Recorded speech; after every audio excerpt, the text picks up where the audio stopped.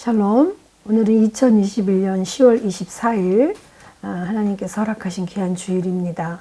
오늘 말씀 마가복음 10장 46절에서 52절 말씀을 가지고 그대여 삶의 멈춤이 발 앞에 있을 때에 라는 말씀을 주님 앞에 나누도록 하겠습니다.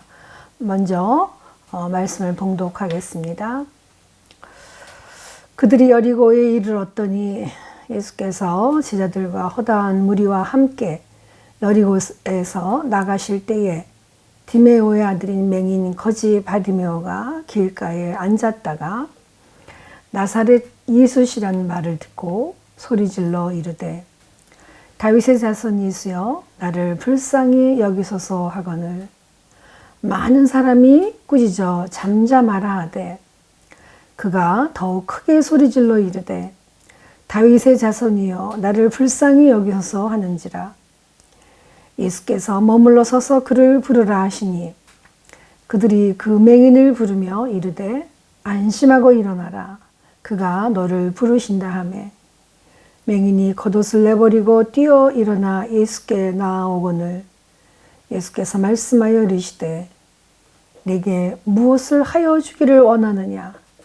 맹인이 이르되 선생님이여 보기를 원하나이다.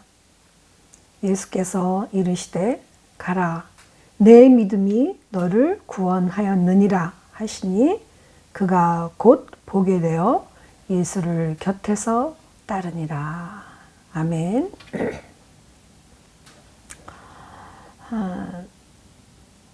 아주 날씨가 아주 그냥 깊은 가을로 들어왔습니다.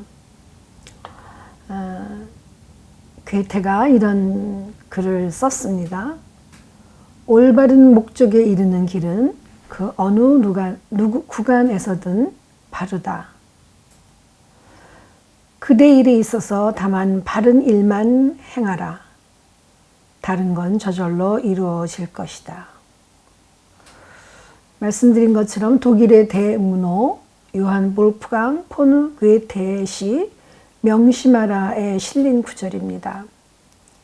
경기도 여주시에 여백서원이라는 곳이 있는데 거기에서 괴테 마을을 준비하고 있다고 합니다. 거기 괴테 시비에 써 있는 글을 인용했습니다. 우리는 과거 이런 말을 자주 듣고 자라왔습니다. 뭐로 가도 서울만 가면 된다라는 말입니다. 목적 달성을 위해 수단과 방법을 가리지 말라는 조언이었습니다.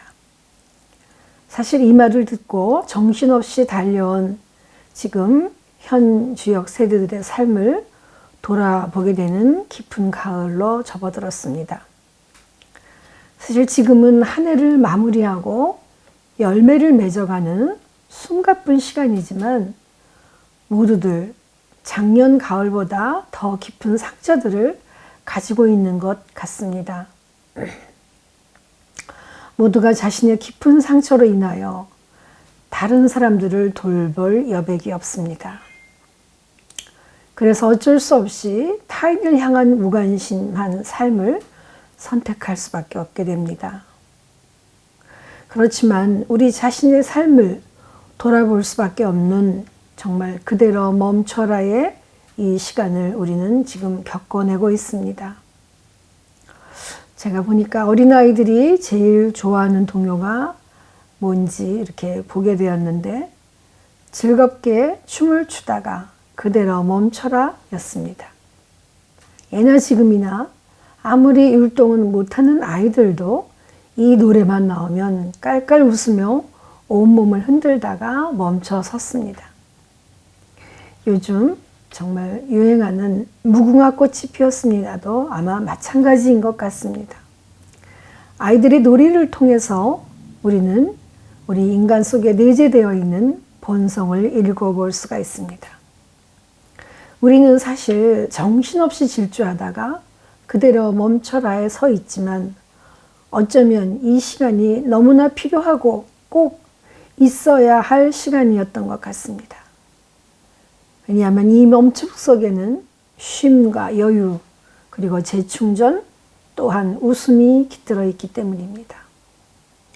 오늘 본문에는 예수님의 치유 사역 가운데 맨 마지막에 해당되는 소경 바디메오의 사건을 소개하고 있습니다.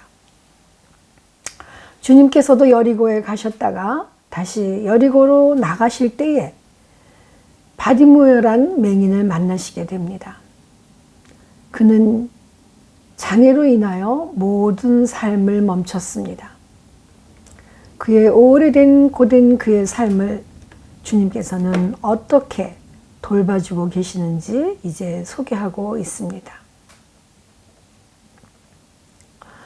그들이 46절에 보시면 그들이 여리고에 이르렀더니 예수께서 제자들과 허다한 무리와 함께 여리고에 나가실 때에 디메오의 아들인 맹인 거지 바디메오가 길가에 앉았다가 주님께서는 요단강을 건너시고 예루살렘의 관문인 여리고에 이르셨음을 밝히고 있습니다.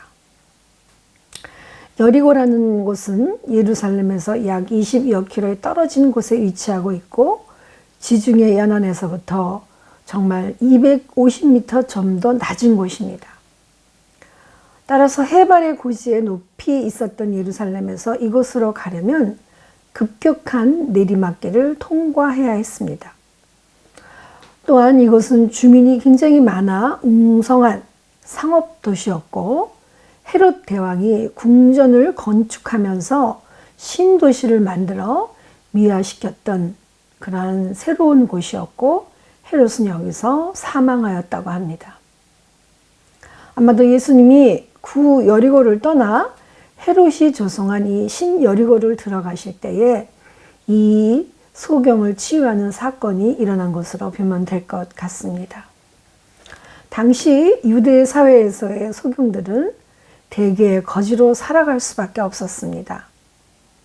그 이유는 육체 노동을 필요로 하는 그러한 직업만이 많았던 그 상황 속에서 신체가 온전하지 못한 자들이 할 수 있는 직업은 거의 없었을 것으로 보입니다. 더군다나 하나님의 저주를 받아 소경이 되었다는 정죄의 풍조가 있었기 때문에 그들이 정상인들과 함께 생활한다는 것은 거의 불가능했습니다. 그래서 도시가 아무리 번성하고 화려했다고 해도 본문에 등장하는 거지 맹인 바디오는 그 모든 삶이 거지로서의 삶으로 그냥 멈춰진 그러한 상태였던 것입니다. 그리고 그저 멈춰져 있던 자신을 누군가에 의해서 돌봄을 받아야만 했고 또 돌봐줘야만 먹을 수 있고 생명을 연장할 수 있었던 거린이었습니다.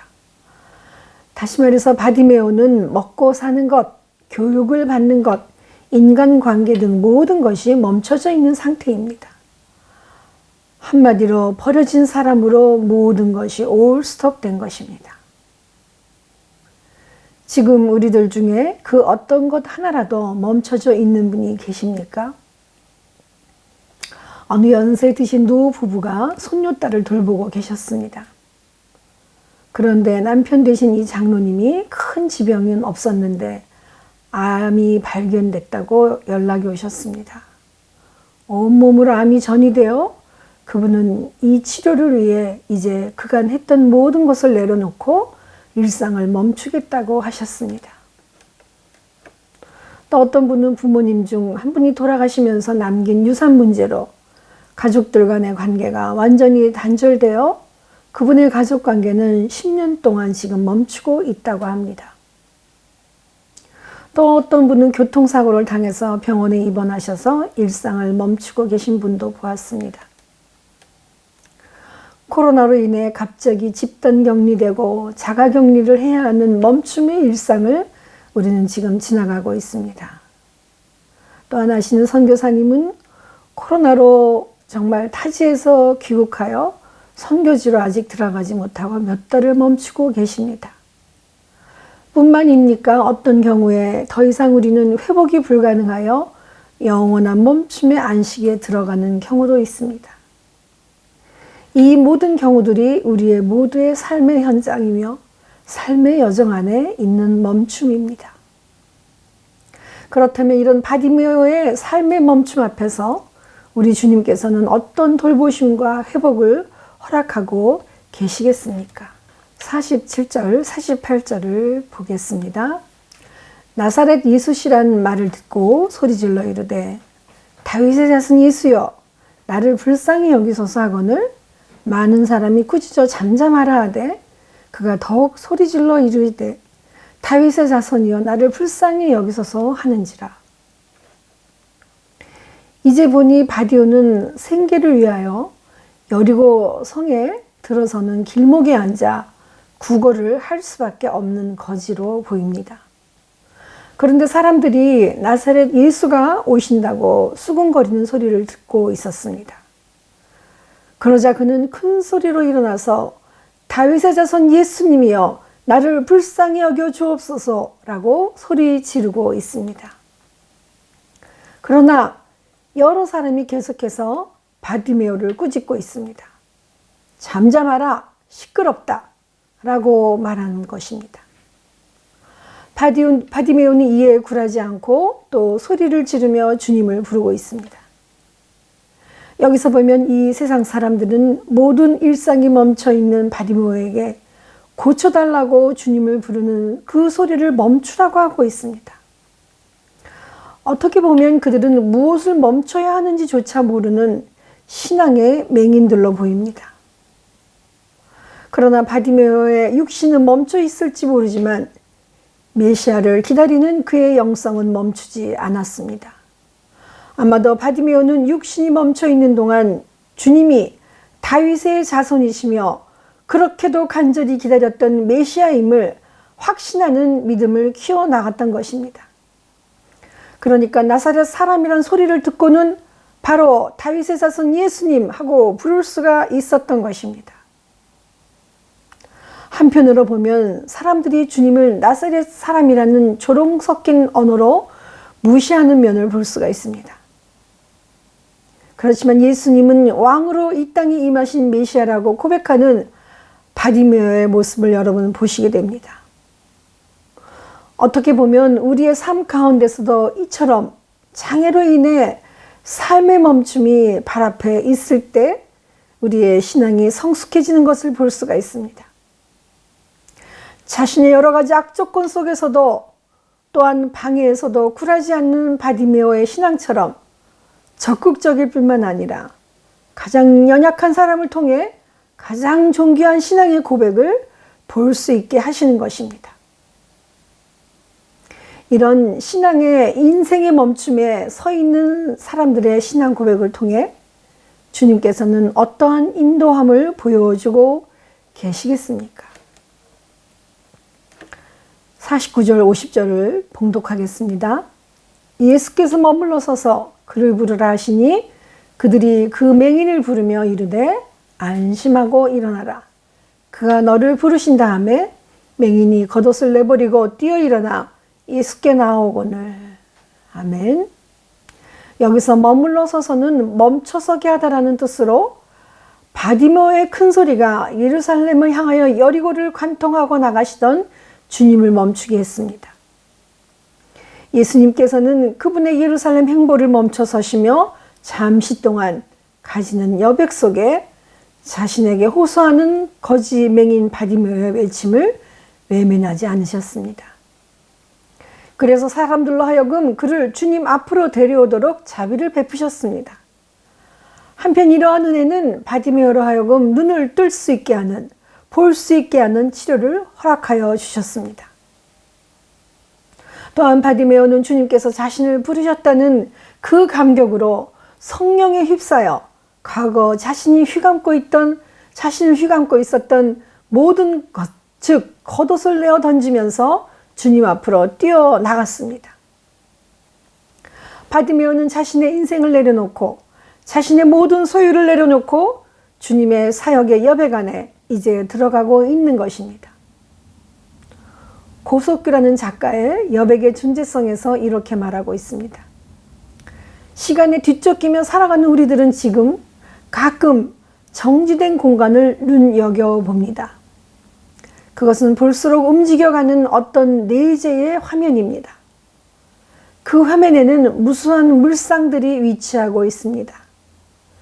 구름과 비둘기와 시내와 과수원들이 그리고 방카와 보초와 철망들과 주검들이 무슨 필요가 있어서가 아니라 각기 마련된 자리에 머물러 있다는 것입니다. 그렇습니다. 바디메오의 멈췄던 삶도 아마 이미 마련된 주님의 자리였던 것 같습니다. 그는 소경으로 디메오라는 아버지의 아들 바디메오로 기록되고 있습니다만 사실 장애인에게는 따로 가진 이름이 없었던 시대에 살아가고 있는 무명한 삶이었습니다. 그러나 그의 이름 없는 삶조차 마치 종이 위의 하얀 여백처럼 정지된 공간 안에 내재되어 있었던 한 장면으로 비춰지고 있는 것입니다. 그 여백에 주님은 가시던 길을 멈춰 서셨고 바디메오는 그 부르심에 응답하여 주님 발 앞에 엎드려진 장면으로 서 있습니다. 이처럼 주님께서는 그 여백 안에 바디메오와 우리를 부르시고 계십니다. 그리고 삶을 내려놓고 주님이 오시기를 기다리는 자들에게 반응하여 주십니다. 어떻게 반응하시는지 여러분 궁금하지 않으십니까? 마지막 51절, 52절을 말씀드리겠습니다. 예수께서 말씀하여 이르시되 내게 무엇을 하여 주기를 원하느냐? 맹인이 이르되 선생님이여 보기를 원하나이다. 예수께서 이르시되 가라 내 믿음이 너를 구원하였느니라 하시니 그가 곧 보게 되어 예수를 길에서 따르니라. 아멘. 주님은 물으십니다. 먼저 내게 무엇을 하여 주기를 원하느냐고 하셨습니다. 신적인 예지의 능력을 가신 주님께서는 이미 바디메오의 간절한 간구를 파악하고 계셨을 것입니다. 그럼에도 불구하고 기적을 행하시기 전에 다시 한번 질문하셨습니다. 이것은 장애를 가진 자로 하여금 자신의 상태를 다시 한번 돌아보게 함으로써 더욱 주님을 의지하게 하며 또한 치유 이후에 감격을 크게 하시고자 하신 것입니다. 어쩌면 보지 못하는 것이 더 큰 죄를 짓지 않을 것일 수도 있습니다. 복이나 되 정말 분별 있게 볼 수 있도록 하나님의 지휘하심에 바르게 응답함을 기대하신 것으로 보입니다. 라이나 마리아 릴케는 절망을 절망에서 떠나는 것이라고 규정하였다고 합니다. 그로 인해서 없는 것에서 있는 것으로 옮겨가는 그의 시선은 말할 수 없이 투명하여졌다고 합니다. 그리하여 그는 모든 물상이란 있는 물상이 아니라 변하는 물상임을 깨닫게 된 것입니다. 주님께서는 우리를 당신의 여백 안으로 들어오게 하심으로써 우리를 주님께서 만지시고 함께하고자 하시는 주님의 개입이 있음을 보게 하십니다. 그래서 그 되어가는 모든 과정이 그저 단순한 기적을 맛보는 것이 아니라 끊임없이 지속되는 주님의 내재하심을 고백하게 하는 것입니다.